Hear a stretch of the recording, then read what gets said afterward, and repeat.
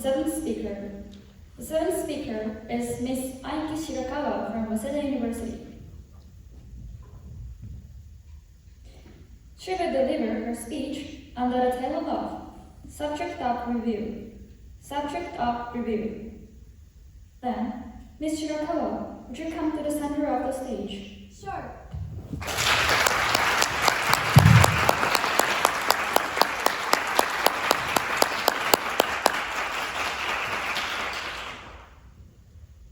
Thank you, Master of Ceremony, Timekeeper, and honorable judges. Good afternoon, everyone. Good afternoon. Thank you.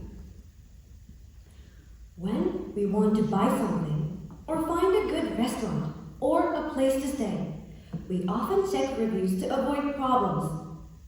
Whenever we are unsure, we rely on someone else's review to make the right choice.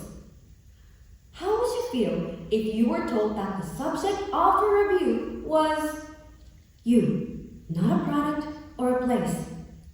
You might think, no way, but let me assure you, you're already part of a global competition as the subject of review, even if you haven't realized it yet. What is this competition and what exactly are we being reviewed for? Let me tell you about my part-time job first. We'll hire anyone you introduce. The store manager told me during my job interview. Anyone? Really? True to his word, he actually hired 5 of my foreign friends from China, Vietnam, and Ukraine, even though they didn't speak Japanese. That's when I realized the fast food restaurant I work at was facing a serious labor shortage. And this became more apparent when 2 full-time workers from Myanmar joined us as what we call Tokutei-gino in Japanese.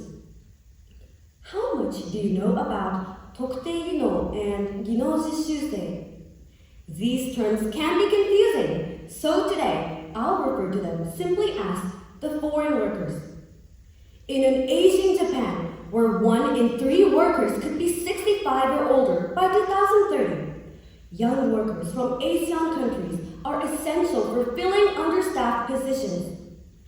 However, one day I was shocked to know some younger people think most of us are opposed to coexisting with foreign workers and their immigration. The phrase, most of us, especially bothered me. Is this true? Do you also agree with this view? If you do, I urge you to think again. To begin with, the foreign workers are not immigrants. Even if they want to, current law only allows them to work in Japan temporarily. Secondly, most negative views on coexisting with them often focus on their bad manners and crime, which are not representative of them. According to the Metropolitan Police Department, while the foreign population has grown over 20 years, arrests involving foreigners have remained stable or decreased.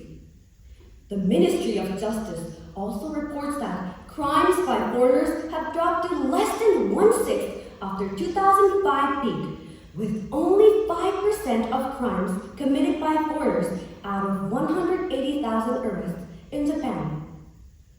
The foreign workers are often seen as cheap labor, leading to issues like theft, disappearances, and illegal residency. I fear that the underlying idea, they're easily replaceable, harms Japan's future. We need to understand their perspective instead. Was Japan their only option? Not at all. They could also work in other developed countries where they are equally needed. English-speaking countries are sometimes more attractive. Actually, in Singapore, 10% of the population consists of the foreign workers. What about non-English speaking countries? For instance, South Korea, where recent economic growth has become more favorable, faces a more severe labor shortage than Japan. Also, Korean is easier to learn than Japanese since it doesn't use kanji. In an interview, a Vietnamese worker in South Korea said, "I'm glad I chose South Korea. I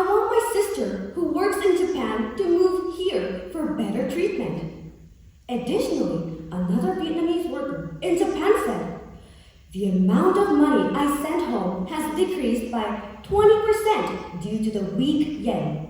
We may no longer be able to choose Japan."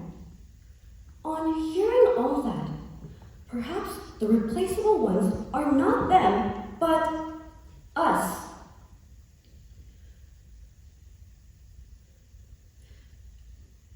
We need to understand their perspective.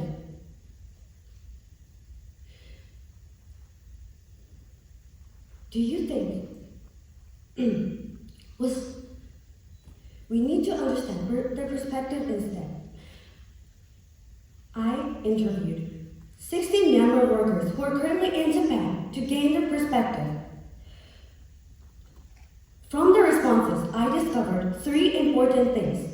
Firstly, they consider reviews from their seniors as equally important as working conditions. Secondly, they are the reviewers, and we are the subject of review to make the right choice. Thirdly, their reviews are constantly updated, and sometimes there's a gap between the old and the new. These suggest that current workers' reviews will influence future workers' choices. Whether the reviews turn positive or not is up to our actions. Everyone has a role as a passenger on a platform, customer in a cafe, or simply a passerby. Remember, we must have as many positive reviews as possible to be chosen. Returning to my part-time job, the Myanmar workers there are hardworking and well-mannered and have become valuable assets to our store.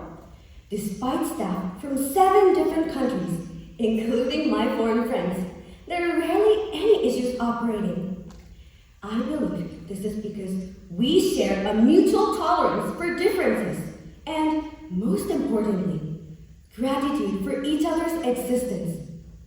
In this peaceful and welcoming atmosphere, a small yet certain community of diversity is forming, a microcosm of what Japan should look like in the future.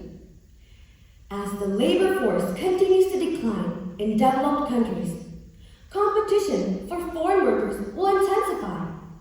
For a sustainable future, why don't we all engage with them with the mindset of, "Thank you for choosing Japan," and aim to achieve that 5-star review. Thank you.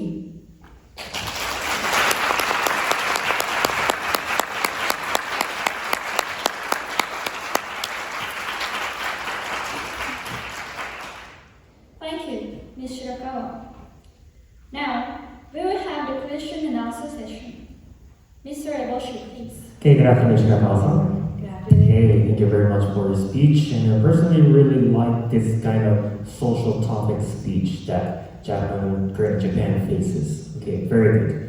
So my first question is, let me clarify, let me narrow down the discussion. So what problem do you want to solve throughout your speech? Thank you for asking this question.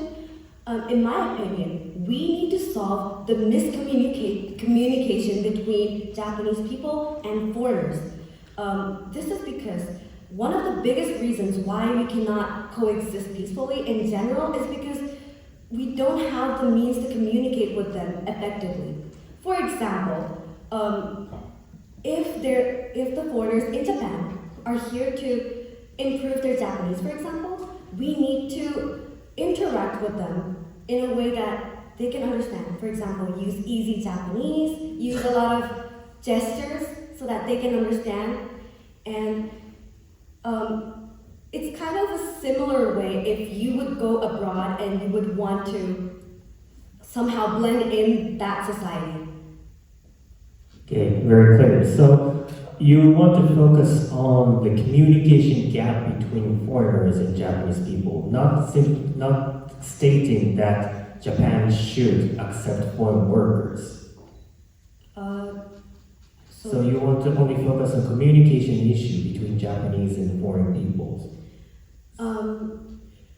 It's more like, of course, communication is important, but most importantly, every one of us has to have the mindset of somehow accepting them as a part of our society because they support our labor shortage and fill in the gap that we cannot.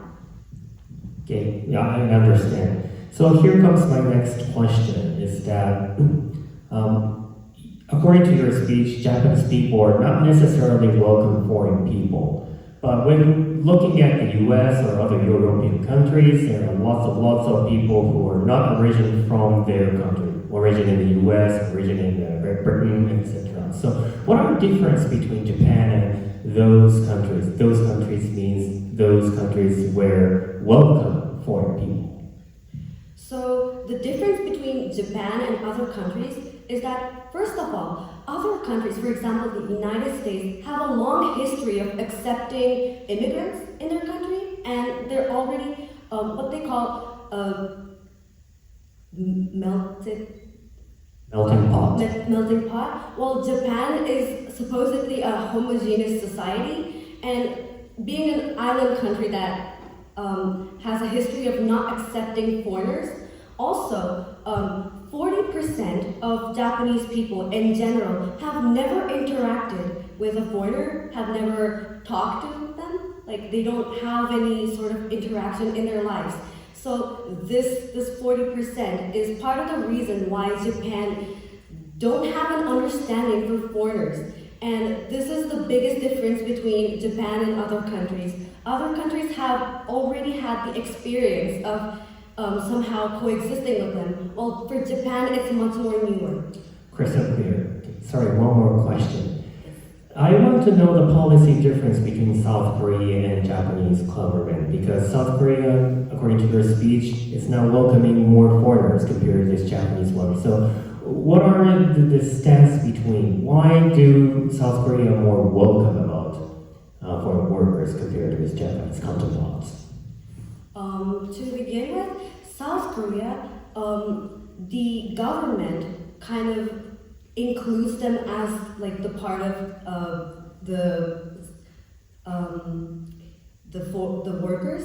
While for Japan, it's not exactly run by the government, but like other companies, they're technically for South Korea, they have like a relationship between other countries so that they can accept the foreign workers between the countries' governments. Well, for Japan, that's not the case. Yes. Okay, very clear. Okay, thank you very much. Time is up. Thank you.